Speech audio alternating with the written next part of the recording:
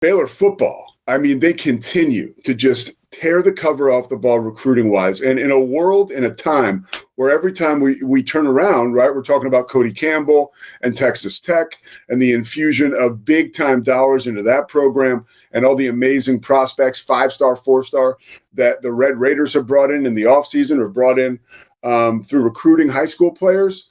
Baylor has been no slouch. I don't know that we've been talking enough about exactly what Dave Aranda has put together and what they're building. But I can tell you, Jamarion Carlton from Temple likes what they're building a lot. He committed yesterday afternoon to Baylor over Texas, Texas Tech, LSU, some real heavyweights. And this is quite, it's possible too, reading all the recruiting stuff, that this kid now, he's got one more year left. And we talk about potential and ceilings. It's very likely, or let's just say it's likely, that he were to ascend to a 5-star prospect over the course of the next 12 months, which would make him, what are you saying, Scotty? Hold on.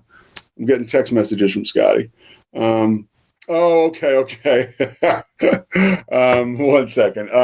So Scotty wanted to Scotty, run the video now. Put it up. This is Jamarion Carlton, and Scotty's got a video that we're going to show you right now. It's going to blow your doors off. Go ahead, Swindler. I would like to thank all y'all for coming.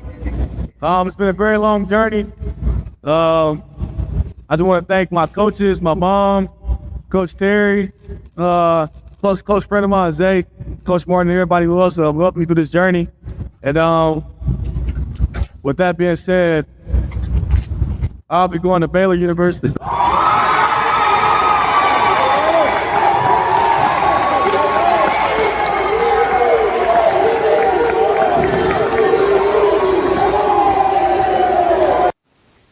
How about that? Okay, so I want to pull up a tweet from our favorite, right? My man, Matt Mosley, one of the biggest gets in the Aranda era. Could be the biggest get by the time it's all said and done. And I think one of the things about this, it's not like they flipped Jamarion Carlton in the most dramatic sense of the word or the term, really, when you talk about college recruiting. But as far as recently as 2 weeks ago, everyone was weighing in saying that Carlton was going to go to either Texas Tech, or LSU. Baylor was kind of on the outside looking in. And I don't know what has happened, but over the last 2 weeks, Baylor became a major player, and Baylor went ahead and won the recruiting battle. And it's an amazing victory for Baylor. Like, I think Mosley made a great point. This is probably the biggest, I think, recruit in the Baylor era, not only because 6'6", 265, the 39th best player in the class of 2026 as ranked by ESPN, also the 4th best defensive lineman in the class. It just, like, the hits keep on coming. Springler, can you pop up real quick? Just because I want to bring you in on this recruiting conversation. We're going to talk with Cam Stewart to get even further into this. But Scotty really can take us deep right now. Just to can you give some context for people who don't know, like how well and the success that Baylor has been having recruiting, not NIL, recruiting, and up until Jamarion Carlton. This is like cherry on top of the sundae. So when I did a recruiting update on this show Tuesday, Baylor had the most combined 4- and 5-star recruits of any school in the Big 12 with 4. Now there's 5, all 4 stars, no 5 stars. I don't want to paint it like it's bigger than it is. But now 5 really highly ranked 4-star recruits and a 6th probably committing today. Jordan Clay, Baylor Bear, let's go. This class is incredible. And I just want to, I love Matt Mosley. He and I are working on a little project together right now. It's been a delight.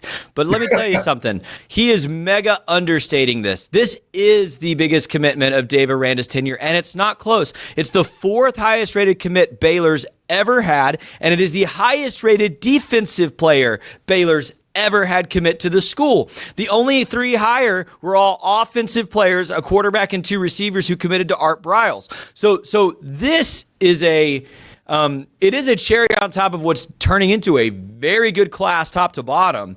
but the commitment of Carlton to Baylor, specifically over Texas, like I just want to articulate. He's from Temple, so if you're not from Texas, Temple is about 35 minutes from Waco, but it's an hour or less from Austin. He's in between, so it wasn't just a hometown pick. Like Austin would have felt like a hometown commitment as well.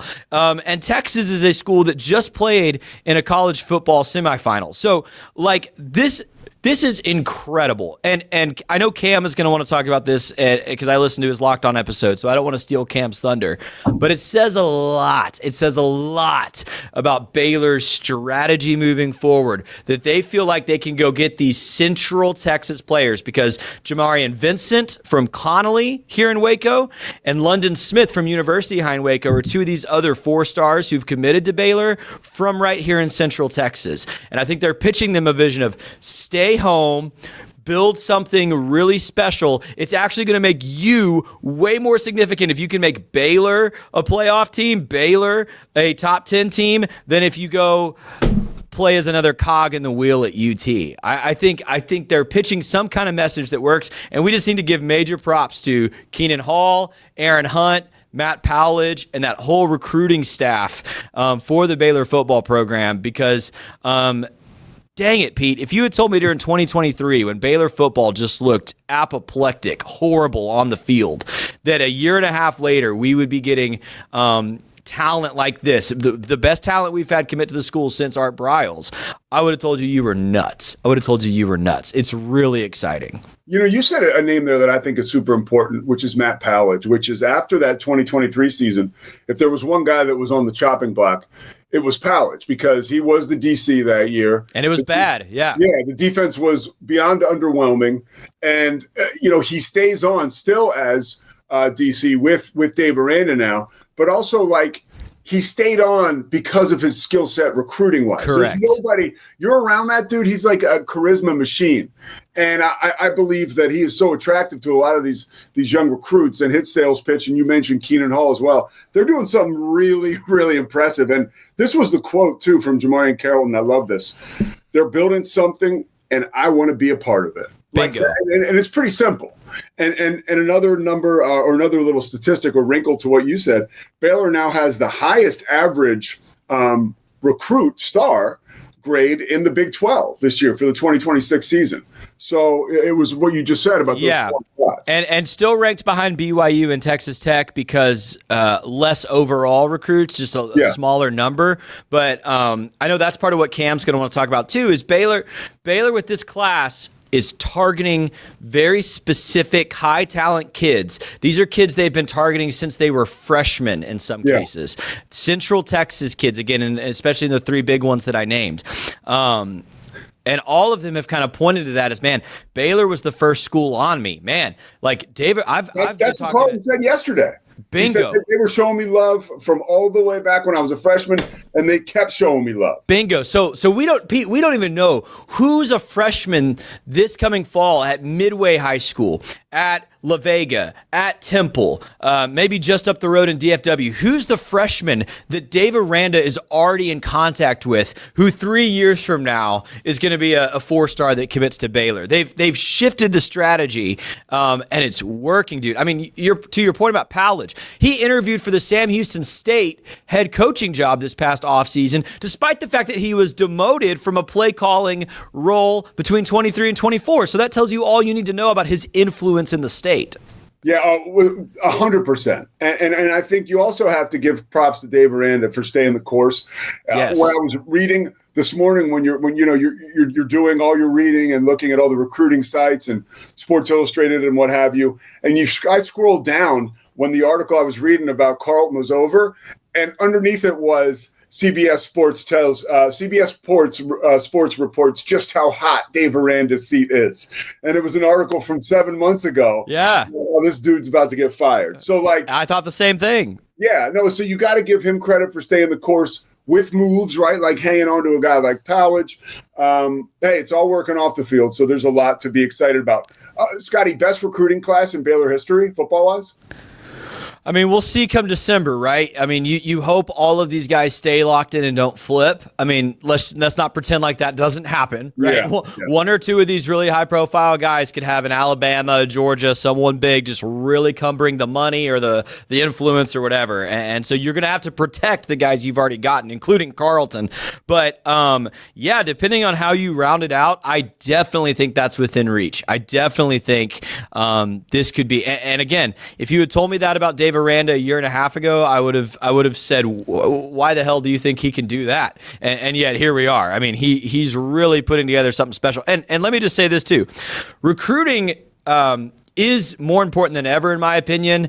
But it's not the same as getting wins on the football field, right? So, like, I want to, like, praise this and celebrate this. I think it is a huge signal, a green flag of where the program is headed.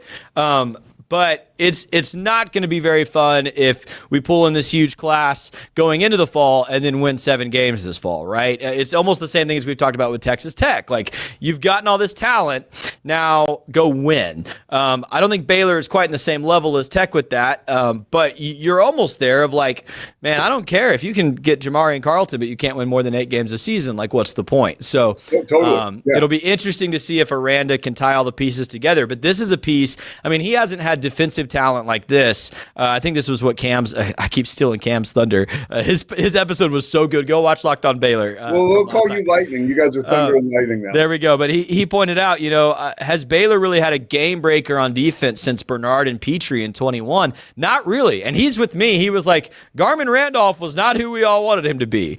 Jamarion Carlton is who we think he is. He will be that disruptor on the edge. Well, remember, you made a good point, and that does give some perspective on it.